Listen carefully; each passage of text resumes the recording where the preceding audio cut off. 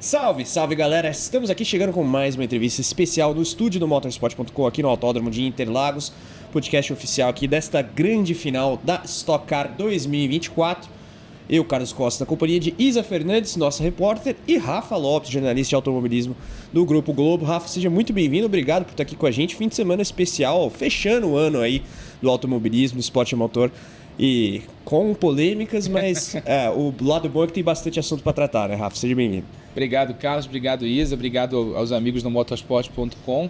Cara, é um final de semana legal. Sempre é muito legal o super final aqui em Interlagos da Stock Car. Pena que a gente tem essa história toda da polêmica dos pneus, né? STJD como protagonista dessa reta final da temporada. Isso nunca é legal, isso faz mal para o esporte. Mas tem algumas questões ali, mas espero que a gente tenha um campeão merecido, seja ele anunciado no domingo, seja ele sabido na segunda-feira depois da sessão do STJD que está marcada, né, para segunda-feira, 5 da tarde, se eu não me engano. Então, que seja um campeão merecido. Eu acho que nos dois cenários o campeão vai ser merecido. O problema é se um contestar o outro, mas a gente está gravando esse bate-papo aqui antes da corrida principal da superfinal da Stock Car em Interlagos. Ontem troquei uma ideia com o Kaká Bueno sobre esse assunto e o que ele trouxe de reflexão foi pensar daqui para frente em como evitar esse tipo de situação. Você está acompanhando bastante esse caso, a gente também no Motorsport.com. O que você vê que pode gerar de frutos futuros esse rolo todo? Porque nessa dimensão, não me lembro da história recente da Stock Car ter uma polêmica tão grande. Não, faz tempo que não tem, né? Acho que talvez década de 90... Quando a Stock Car ainda não era a Stock Car, né? A Stock Car muda de patamar em 2000, né? Com a transmissão da Globo, amplia o tamanho dela. Todo mundo fala isso, né? Todos os pilotos marcam isso. Não é porque eu sou da Globo que eu estou puxando a sardinha para o meu lado, mas é um fato. E eu concordo com o Kaká. Acho que, primeiro que eu acho que a forma como tudo foi gerido foi muito errada. E aí é muito mais culpa da CBA do que da Vicar em si, né? A Vicar é a organizadora do campeonato, não tem muita ingerência nessa parte técnica. Em tese nem pode fazer pressão. Em tese não pode fazer nada, exatamente. O que eu acho é que os regulamentos são muito mal escritos. Isso eu falo desde que eu comecei a trabalhar com automobilismo em 2005.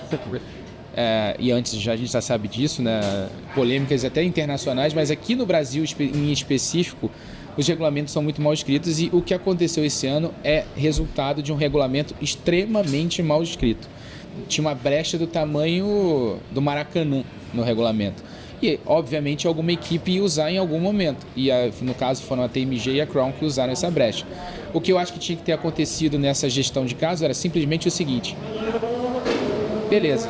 Fizeram, aproveitaram a brecha, parabéns, usaram a brecha, tinha uma brecha efetivamente no regulamento, isso era legal diante do regulamento que... Juridicamente falando, não estou falando de esportivo, falando juridicamente. Isso era legal juridicamente diante do regulamento que a gente tinha, que a gente tem hoje em vigor na Stock Car, então que se mude o regulamento e que a partir de agora, a partir dessa... Foi no Velopark. Corrida seguinte... já não vale mais, a gente mudou o regulamento, a gente faz o adendo ao regulamento e muda como é na Fórmula 1, como a FIA faz. A FIA faz muito isso. Né? A gente viu isso esse ano com o duplo DRS da McLaren.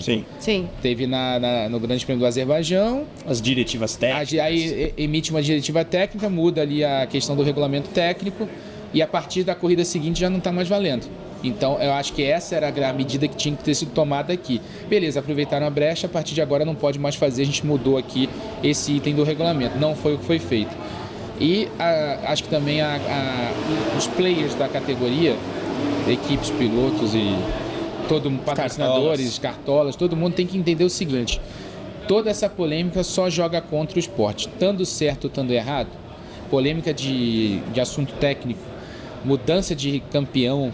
No caso, mudança de vencedor já é complicado. Mudança de campeão, então imagina. O cara vai ver a transmissão hoje com vocês no Motorsport, no Sport TV, vai ver um campeão e amanhã a gente pode estar, não foi aquele campeão que você viu ontem? Não foi, é esse aqui. Outro. E aí complica muito, acho que para a categoria em si, impacto da categoria. Eu escrevi, inclusive, alguma coisa na linha do Kaká.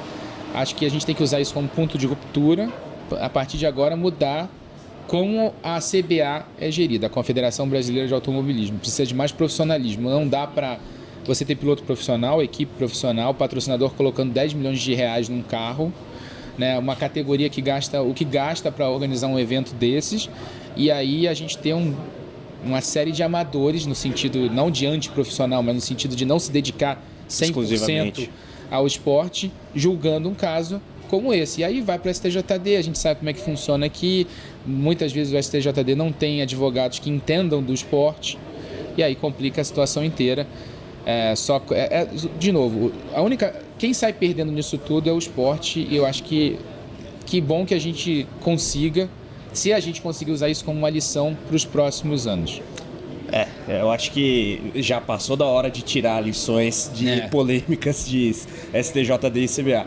Isa, manda uma pergunta. Não, você estava falando em relação aos regulamentos, Rafa, e a gente viu até que agora a FIA realmente considerou ilegal aquele mini DRS da McLaren depois do campeonato acabar.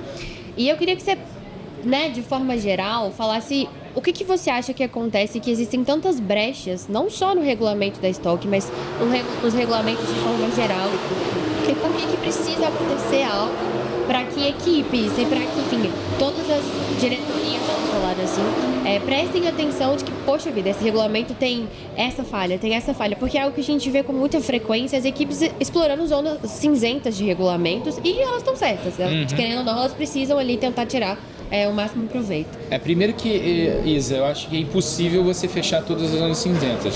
Fazer um regulamento hermético, fechado, e que ninguém vai explorar alguma coisa que uma interpretação diferente possa dar uma vantagem, isso é quase impossível. Isso é impossível. Eu falei com alguns advogados sobre essa questão dos pneus aqui da Stock. Já tinha falado com alguns advogados na questão do Michael Masi em 2021. E eles falam, cara, é impossível você fechar um regulamento. O que você pode fazer é minimizar isso. E aí você pega gente especializada para escrever o regulamento. Então você pode pegar um engenheiro, né, para determinar, falando de regulamento técnico especificamente. Pega o engenheiro, ele determina lá o que tem que ser as diretrizes técnicas do regulamento técnico da categoria em questão, pode ser Stock, pode ser a Fórmula 1. E aí vai lá um advogado que, de preferência, não esteja envolvido com automobilismo, porque tem aqueles vícios, né, de você entender do esporte. Mais advogados ligados à compliance ou a regulamentos internos de empresa, você bota esse cara para escrever o regulamento. E aí depois você pega alguém para revisar, especialista em compliance, por exemplo. E você vai lá, bota o cara para revisar, e aí ele consegue, de certa forma, minimizar essa questão de regulamento. Regulamento interno de empresas, você pega nessas empresas grandes, internacionais, dificilmente tem alguma brecha ali, porque tem, né, uma regra muito bem escrita, os caras gastam muito dinheiro para que o regulamento seja bem feito.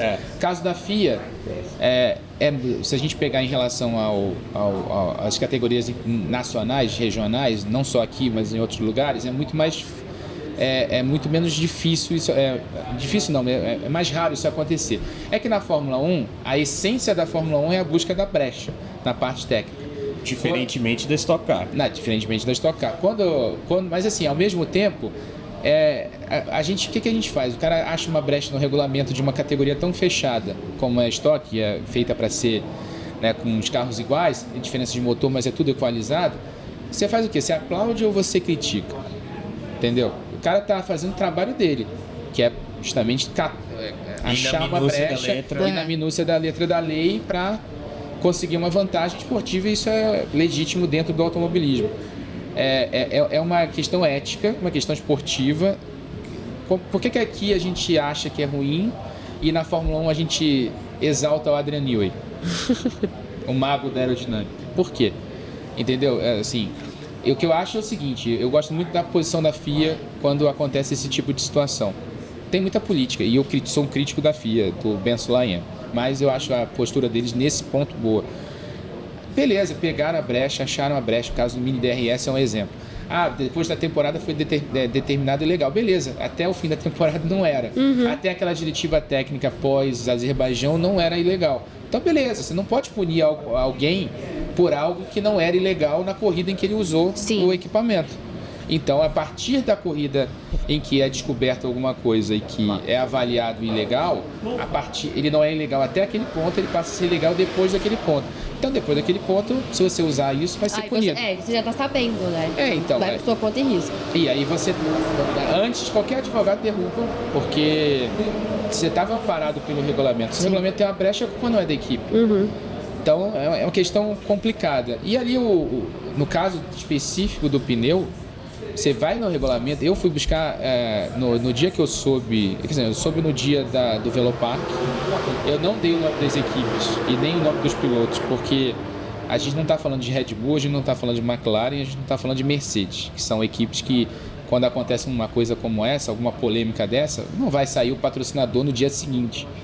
Se eu coloco eu falei na transmissão do Sport TV, se eu falo isso na transmissão do Sport TV no ar, que a equipe X, o piloto Y usaram meleca no pneu, que era o que se acreditava naquela época, eu posso estar acabando com o patrocínio de uma equipe no dia seguinte. Eu tenho noção de onde eu falo, de onde eu trabalho, né? A força que tem aquilo lá. Então, primeiro, eu só dei a informação depois que eu chequei com a CBA. A CBA me confirmou que havia a investigação. Eles não me deram os nomes dos carros e dos pilotos. Eu sabia quais eram. Falei, não vou dar. Então eu não vou dar. Só vou dar quando tiver um documento oficial apontando os carros e os pilotos. Que foi quando houve a desclassificação, veio aquele documento. E que na desclassificação tinha um erro, inclusive, no artigo que foi usado para desclassificar as equipes. A redação do artigo no regulamento técnico é uma, e na desclassificação, né, eles citam o artigo, ipsis literis, eles citam com outro texto, que é a história de não poder ter procedimentos no pneu. No regulamento técnico fala só de uso de aditivos químicos. Então, entendeu? São coisas diferentes. São coisas diferentes. Então, se você quiser dar uma marretada, em tese está liberado. Exatamente. Essas questões de regulamento são complicadas, seja na Stock Car ou na Fórmula 1. Falando em Fórmula 1, Rafa, você já deve ouvir essa pergunta várias vezes. Afinal, o que aconteceu com essa negociação Fórmula 1, Globo? Eu sabia que vinha essa pergunta. Clássico, não tem como evitar. A gente tava só te enrolando, amaciando aqui. Não. Vamos lá, o que eu sei é a função, é o oficial. Assim, eu sou comentarista hoje lá no grupo, e a gente só recebe as informações das categorias que a gente vai fazer quando está tudo pronto. Então, por exemplo, a gente faz inclusive as nacionais. Inclusive as nacionais. A gente tem a Stock, tem mais um ano de contrato, a gente faz 25 ainda, e esse contrato deve ser renovado, como vem sendo renovado desde 2000, né, entre Globo e Sport TV. E a Fórmula 1 só chegou pra gente, pode ser que role. E foi isso que chegou. Não tinha nada fechado, não chegou nada pra gente. A informação que a gente ficou sabendo foi muito pela imprensa, e tinha muita coisa que foi falado lá e que não fazia muito jus ao que estava realmente acontecendo. Mas o que eu posso dizer é que, assim, a gente em momento nenhum criou expectativa internamente de algo que pudesse vir. E a gente só começa a trabalhar lá quando o negócio está assinado e anunciado. Basicamente, é o que eu posso falar. A história do Será, né? Chegou pra gente a mesma coisa que chegou pra vocês, né? Do evento lá. Do evento, do Upfront, né? Que era só uma brincadeira com o mercado, que chegou pra gente. E, bom, óbvio que eu gostaria de fazer Fórmula 1, é uma valorização absurda. Eu fiz em 2020 e é uma diferença realmente de tamanho de repercussão. O que você faz. Eu acho que eu acompanho ainda bem a categoria, mas quando tiver que ser, vai ser. Tá com a Band mais um ano, que eles continuem fazendo um bom trabalho com a É que essa questão é interessante, né? Falando com o pessoal do Grupo Globo ou do Grupo Bandeirantes, a gente tem muito contato com os jornalistas, tete a tete ali, mas essa é uma decisão que está numa alçada superior. Não tem muito... O que você fazer, né? Negociação de contrato dificilmente chega pra gente quando tá rolando. Às vezes chega... O que eu normalmente recebo de consulta é... Rafa, essa categoria aqui vale? Você acha que essa aqui vale pra gente fazer? Ou essa aqui não vale? A gente está renovando com uma categoria X. Você acha que vale continuar? Só esses inputs mais editoriais, técnicos, então. Você acha que a transmissão está legal, não está legal? O que precisa melhorar? Algo que a gente precisa cobrar do promotor ou gerador do sinal, alguma coisa que deu errado. É isso que chega pra gente. Essa negociação da Fórmula 1 estava, se realmente estava acontecendo, estava num nível muito acima do que a gente tem acesso, né? Então, aí a gente está, obviamente, eu não vou ser hipócrita de dizer para vocês que eu não estava torcendo para fechar com a Fórmula 1. Lógico que eu estava. Né, o que eu falei, é outro patamar de repercussão. Qualquer um gostaria. Exatamente. Mas é aquela coisa, eu trabalho com... Quando tiver o papel na mesa e a assinatura no contrato, é quando eu vou criar expectativas sobre o evento que vier. No caso da Fórmula 1 é um evento que muda você de patamar. Eu senti isso na pele em 2020. Eu fiz um ano inteiro no Sport TV fazendo treino livre, as classificações, e fiz o Grande Prêmio de Sakir, que foi exibido em VT na TV Globo, que inclusive foi a minha estreia na TV Globo, no canal aberto. Eu comentei aquela corrida junto com o Luciano Burti. Então, muda de patamar, assim, a repercussão foi outro tamanho, assim, e muita gente elogiando, muita gente criticando, vem o hate na internet, aquela coisa que a gente conhece. É óbvio que eu gostaria de voltar a fazer, claro que eu quero voltar a fazer um dia, mas quando a empresa fechar com o contrato, se é que ela vai negociar esse contrato. Mas, bom, tem mais um ano na Band e a realidade é essa, mais um ano lá na Band, que eles continuem de novo, que eles continuem fazendo um bom trabalho por lá. E 2026? Vai pra onde? Aí 2026 a gente conversa, na Band, conversa em 2025, porque provavelmente pode ter alguma mudança, pode não ter também, pode continuar por lá, a gente não sabe. De novo, eu queria estar envolvido nessas negociações até para dar um input e dar algum toque e tal. Mas já que a gente não pode, não tem esse acesso, a gente fica que nem o torcedor do time de futebol lá, torcendo para que dê tudo certo, porque afinal de contas é o teu trabalho que acaba ganhando uma visibilidade maior. Agora, você falou de criar expectativa quando tiver contrato. Stock Car, ano que vem continua. Mais um ano. O que mais estará no cardápio do Sport Motor? Então, a gente deve ter a continuação da NASCAR Brasil, da Copa Truck, que são dois eventos...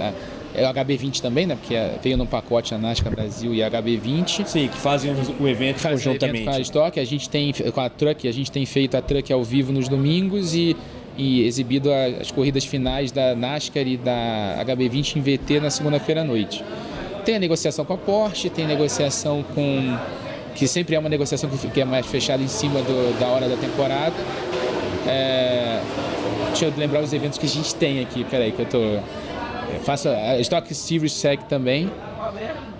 Basicamente, o cardápio que a gente tem hoje deve continuar no ano que vem, não deve ter muita mudança. Tem uma ou outra categoria que eu sei que procurou a gente para tentar ter o evento por lá, mas aí está na área de direitos ainda e eles aqui cuidam dessa parte de negociações. Qual é a categoria? Cara, deixa eu ver se eu posso falar. Reflita. Pois é. Não, talvez uma internacional e tem uma que é nacional e internacional ao mesmo tempo. Ok. Então eu acho que não vou além disso, porque também tem negociação rolando e pode não fechar também. Bom, vamos ficar de olho aí, porque é de interesse da nossa audiência até para assistir na TV, além das transmissões aqui da Motorsport TV Brasil no YouTube. Rafa, obrigado pelo papo. Sei que daqui a pouco você tem que ir, a gente também tem que se preparar aqui, porque tem corrida e promete essa. Que agradeço, Carlos, Isa, obrigado pelo convite. Obrigado aos espectadores aqui do motorsport.com. O trabalho de vocês é maravilhoso, eu acompanho aqui sempre. Tenho visto as lives de vocês no YouTube, estão muito boas e continuem assim. É ótimo para o nosso esporte que vocês façam esse trabalho. A gente que agradece e vamos te incomodar mais vezes para trocar uma ideia. Sejam bem-vindos. Galera, mais uma entrevista aqui no estúdio do motorsport.com Interlagos. Sentar o dedo no like, se inscrever e ativar as notificações, vocês já sabem o protocolo todo. E voltaremos em breve com mais entrevistas especiais. Valeu, falou, tchau, tchau.